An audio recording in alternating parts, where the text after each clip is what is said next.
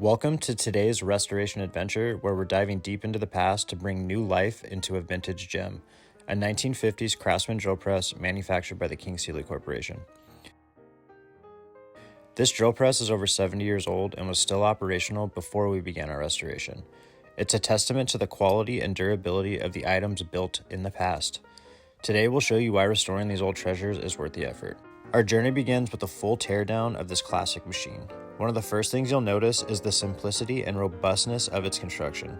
Unlike modern tools, this drill press has very few parts, making it easy to keep track of everything. And guess what? There's no plastic here. It's all metal, built to last. This kind of quality is hard to find in today's market.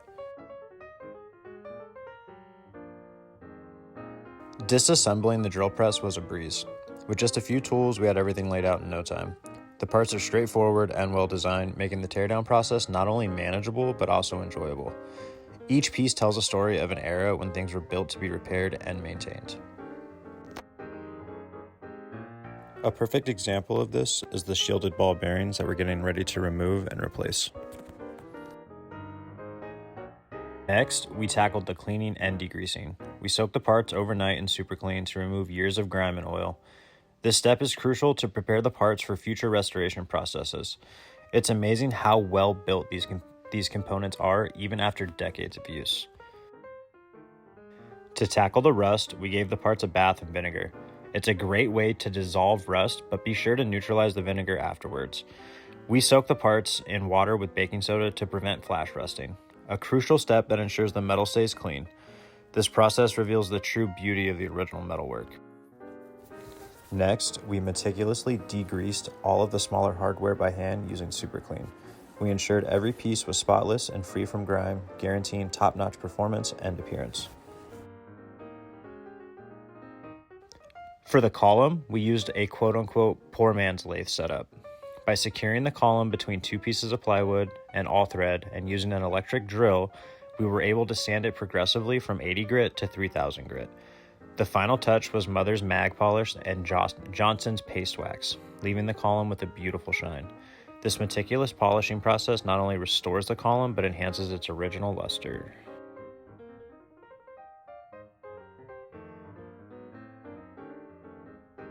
Next, we moved on to sandblasting.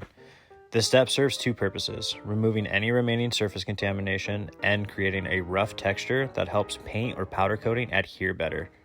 Sandblasting ensures that the surface is perfectly prepped for a durable and long-lasting finish.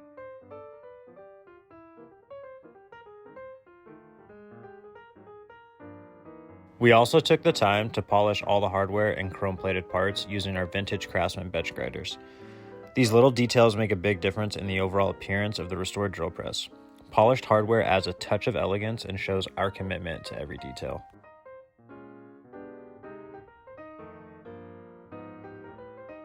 To prep the castings for powder coating, we do a final degreasing with acetone. Then we use a tack cloth to eliminate any remaining contaminants like lint from paper towels or rags, ensuring that we have the most hospitable surface possible for our powder coat to really marry itself to the cast iron for a very durable bond. Choosing the color for the drill press was an exciting part of the project. We opted for a pearl seafoam green from Prismatic Powders. This vibrant color reminded us of the 1950s Americana vibe we were going for, like a 1957 Chevy Bel Air. While not an original Craftsman color, we felt it highlighted the Art Deco design beautifully. It's a perfect blend of nostalgia and style, giving the drill press a fresh yet timeless look.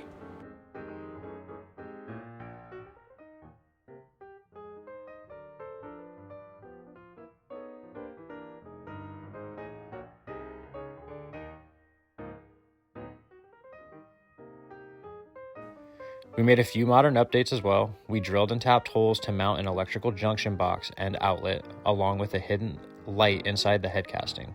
The junction box is wired to a master switch, making the drill press more functional. These updates enhance the usability of the drill press without compromising its vintage charm.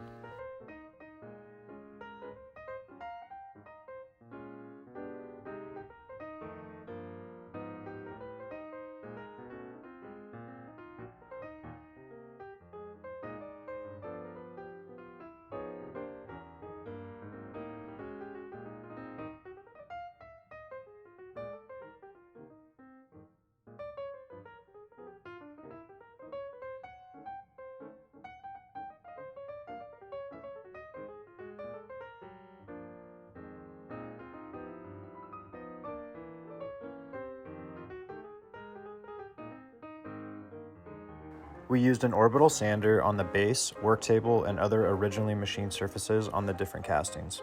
Instead of polishing them to a high gloss mirrored finish, we opted to go with a matte finish. We love how the matte texture complemented the pearl seafoam green powder coat, giving the pieces a unique and stylish aesthetic reminiscent of the mid-century modern Americana vibe we're after with this piece. We fabricated a custom bracket for an electrical plug box and a work light, which we hid inside the head casting to maintain the original look while adding a couple modern features and creature comforts it didn't originally come with, making it a more user-friendly and modern-feeling tool. We wired everything so that the switch on the head casting serves as the master switch, controlling the electrical outlet and anything plugged into it. This setup provides seamless and centralized control. The diagram shown here illustrates the exact wiring configuration we use for this drill press setup.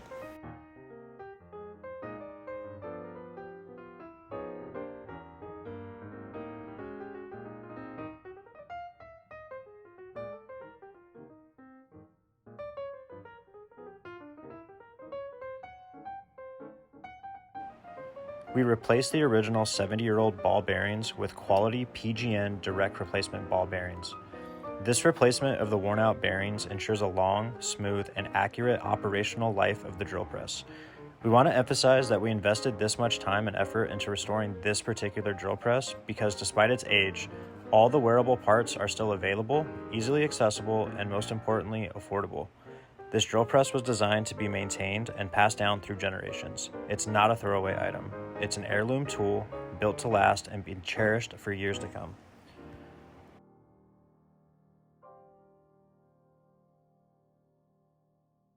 We made the decision to replace all of the original steel hardware consisting of slotted screws and hex head nuts and bolts with stainless steel Allen head screws and bolts. This upgrade not only prevents oxidation with minimal care, but also reduces the risk of rounding hardware over the years. The Allen head design ensures a secure grip and easier maintenance. Additionally, stainless steel adds a pleasing aesthetic touch. Our goal is to enhance both the durability and visual appeal of this drill press, ensuring it remains a reliable and attractive tool in any workshop for years to come. We're finally starting the reassembly process of the drill press. Most of the head casting assembly is back together, and we're beginning to assemble the base, column, work table, and head casting with this motor mount. Seeing all of these components together for the first time is truly satisfying. They complement each other perfectly, even better than we had pictured. The 1950s Americana aesthetic is striking, evoking a nostalgic feeling for an era I've never personally experienced firsthand. And that's the magic of pieces like these. They transport you to a special place just by being in their presence. They're time machines, tangible pieces of history linking us to our industrious past as a nation. We couldn't be happier with how it's all coming together. Every detail reflects the craftsmanship and care that was put into engineering and manufacturing this drill press, and we are truly enjoying bringing it back to life. The metal band around the motor was beyond repair, so we crafted a new one from aluminum, adding an period-correct engine-turned finish to match the headband. This attention to detail ensures the drill press operates like new and looks stunning.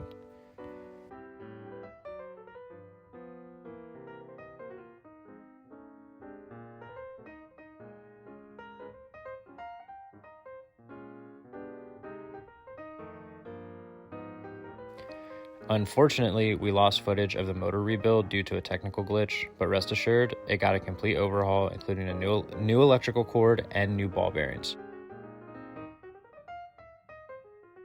We made a deliberate choice to paint the raised portions of the head casting, specifically the bordering around the headband and the central raised portion on the front in white. This decision was made to accentuate the overall color scheme inspired by the iconic 1957 Chevy Bel Air, with its white trim and massive amounts of chrome. We aim to capture that classic Americana vibe. Instead of using tape, we opted to paint freehand to achieve a more authentic period-correct appearance. Reassembling the headband and attaching the Craftsman badge has truly brought the entire look together. The contrast of the white against the main color scheme enhances the drill press's aesthetic appeal. It's a nod to an era known for its craftsmanship and attention to detail. The meticulous restoration process has paid off, transforming this drill press into not just a tool, but a piece of functional art that embodies the spirit of mid-20th century design. As a millennial, I believe in the importance of going green and taking care of our planet. Our generation is often seen as the champions of environmental sustainability.